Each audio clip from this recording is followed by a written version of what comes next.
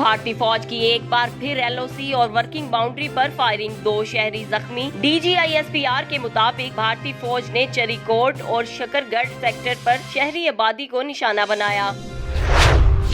Italy में corona से मजीद 619 हलाकतें, मरने वालों की तादाद 19,400 से बढ़ गई। फ्रांस में कोरोना से 635 अमवात, मजमूई तादाद 13,832 हो गई। जर्मनी में केसेस की तादाद 1,25,000 से बढ़ गई। स्पेन में 24 घंटों के दौरान 525 अफराद कोरोना का शिकार, हलाकतों की तादाद 16,600 से बढ़ गई। 1,63,000 से जायद मुतासिर।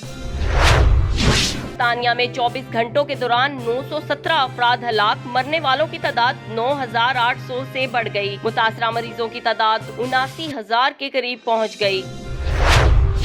मुआवने खुसूसी इत्तलात फिरदौस आशिक अवान कहती हैं, बिलावल भुट्टो का बयान कौमी यकजहती पारा पारा करने के मुतरादिफ है। नेशनल कोऑर्डिनेशन कमेटी में फैसले मुशावरत से तय पाते हैं। वजीर आला सिंध इसके रुकन है। 18वीं तरमीम के बाद सेहत का शोबा अब सूबों की जिम्मेदारी है।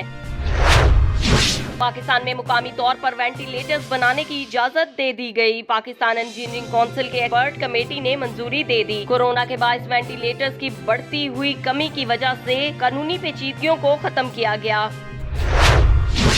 वेटिकन सिटी में ईस्टर की मरकजी तकरीब, पोप फ्रांसिस और चर्च का दीगर अमला शरीक, शहरियों को शिरकत की इजाजत नहीं दी गई। पोप फ्रांसिस ने दुनिया के नाम पैगाम में कहा, खौफ के सामने हथियार न डालें, उम्मीद के साथ कोरोना की वबा का मुकाबला करें।